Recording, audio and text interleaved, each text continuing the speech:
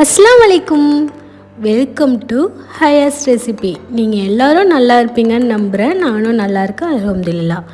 இன்றைக்கி டின்னருக்கு ஏற்ற மாதிரி பீத்தா பிரெட் ரெசிபி தாங்க பார்க்க போகிறோம். அது கூட ஹம்மஸ் எப்படி செய்யலான்னு பார்க்கலாம். பீத்தா பிரெட் ரெடி பண்ணுறதுக்காக 1.5 கப் மைதா, அது கூட 1/2 கப் கோதுமை மாவு, 2 table spoon instant east, 1 table spoon sugar, தேவையான அளவு உப்பு, அது கூட 2 டேபிள் ஸ்பூன் ஆலிவ் ஆயில் ஊற்றிக்கோங்க. இதெல்லாம் போட்டு நல்லா இதை மாதிரி ஒரு மிக்ஸ் கொடுத்துடலாம். அதெல்லாம் ஈவனாக இதை மாதிரி மிக்ஸ் ஆகிற மாதிரி மிக்ஸ் பண்ணிவிட்டு, இப்போ வார்ம் வாட்டர், கையை விட்டால் சூடு பொறுக்கிற அளவுக்கு வார்ம் வாட்டர் வச்சு இதை மாதிரி நல்லா அழுத்தம் கொடுத்து பிசைஞ்சிக்கலாம். எனக்கு இப்போது டோட்டலி 2 கப் ஃப்ளார் இருக்கிறதுனால 1 கப் தண்ணி தேவைப்பட்டுச்சு. நீங்கள் கூடவோ குறைச்சலோ ஆட் பண்ணி நீங்களும் அதை மாதிரி நல்லா சப்பாத்தி மாவு பண்ணிடுற மாதிரி சாஃப்டாக பிணைஞ்சு எடுத்துக்கலாம். என்னோடய சேனலை இப்போ தான் ஃபஸ்ட் டைம் பார்க்குறீங்கன்னா சப்ஸ்கிரைப் பண்ணிவிடுங்க. இந்த வீடியோவுக்கும் அப்படியே ஒரு லைக் கொடுத்துருங்க. இதை மாதிரி நல்லா சப்பாத்தி மாவு பண்ணிடுற மாதிரி சாஃப்டாக பிணைஞ்சு எடுத்துகிட்டு, இதை மாதிரி பெரிய பாத்திரத்தில் கொஞ்சமாக ஆயில் அப்ளை பண்ணி இதை அப்படியே போட்டு நல்லா நம்மளுக்கு 2 மணி நேரம் ரெஸ்ட் கொடுத்துடலாம்.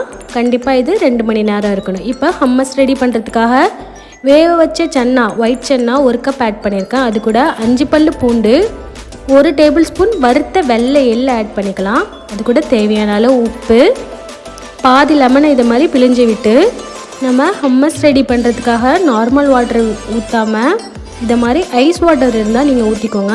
ஐஸ் வாட்டர் சும்மா 2 டேபிள் ஸ்பூன் மாதிரி ஊற்றிட்டு நம்ம அதை போல் நல்லா ஃபைன் பேஸ்ட்டாக அரைச்சி எடுத்துக்கலாம்.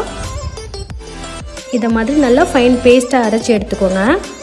அதை அப்படியே ஒரு பவுலில் ட்ரான்ஸ்ஃபர் பண்ணிவிட்டு மேலே ஆலிவ் ஆயில் ஊற்றிக்கோங்க. இருந்தால் ஊற்றிட்டு, நம்ம காரம் வேணும்னா பெப்பரிக்கா பவுடர் ஆட் பண்ணலாம். வேறு எதுவுமே ஆட் பண்ண என்கிட்ட பெப்பரிக்கா பவுடர் இருந்ததுனால நான் இப்போ ஆட் பண்ணியிருக்கேன். அப்படி இல்லைன்னா நம்ம இதை அப்படியே சாப்பிட்லாம். டேஸ்ட் நல்லாயிருக்கும். அந்த பூண்டெல்லாம் போட்டிருக்கிறதுனால அந்த வாசம் ரொம்ப நல்லாயிருக்கும். இப்போது 2 மணி நேரம் மாவு புளிச்சிடுச்சு. எப்படி உப்பி வந்திருக்கு பாருங்கள். இதை அப்படியே இன்னொரு வாட்டி நல்லா இதை மாதிரி சாஃப்டாக பிணைஞ்சு எடுத்துக்கலாம். இதை மாதிரி வீடியோ என்னோடய சேனலில் இதை மாதிரி யூஸ்ஃபுல்லான வீடியோவை பார்க்குறதுக்கு என்னோடய சேனலை மறக்காமல் சப்ஸ்கிரைப் பண்ணிவிடுங்க. அப்படியே இந்த வீடியோவுக்கும் ஒரு லைக் கொடுத்துருங்க. இப்போது நல்லா மாவை பிசைஞ்சிட்டு இதை அப்படியே ஒரு கத்தி வச்சு நல்லா டிவைட் பண்ணி எடுத்துக்கலாம்.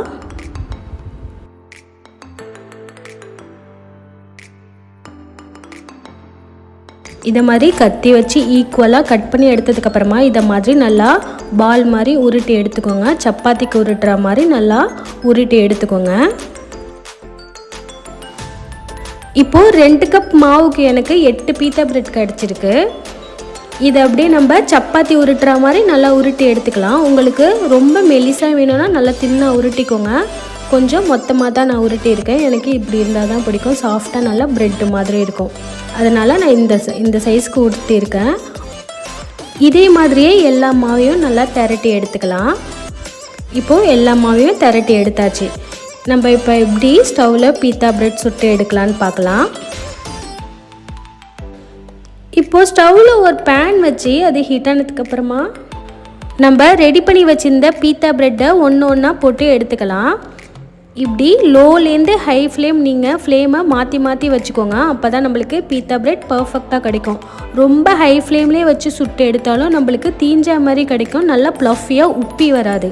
அதனால் நீங்கள் பீத்தா பிரெட் ரெடி பண்ணும்போது லோலேருந்து ஹை ஃப்ளேம் மாற்றி ஃப்ளேமை கூட்டியோ குறைச்சியோ வச்சுக்கோங்க. இப்போ நம்ம 2 பக்கமும் திருப்பி போட்டதுக்கப்புறமா லைட்டாக இதை மாதிரி மேலே ஒரு ப்ரெஸ் கொடுத்துருங்க. இதை மாதிரி நம்ம ப்ரெஸ் கொடுக்குறப்ப எப்படி அழகாக உப்பி வருது பாருங்கள். இதை மாதிரி நம்மளுக்கு எல்லா பீத்தா பிரெட்டும் அழகாக உப்பி வந்துடும். அதனால் நான் சொன்ன மெத்தடை நீங்கள் அப்படியே ஃபாலோ பண்ணி அப்படியே எல்லா பீத்தா பிரெட்டையும் சுட்டு எடுத்துக்கோங்க.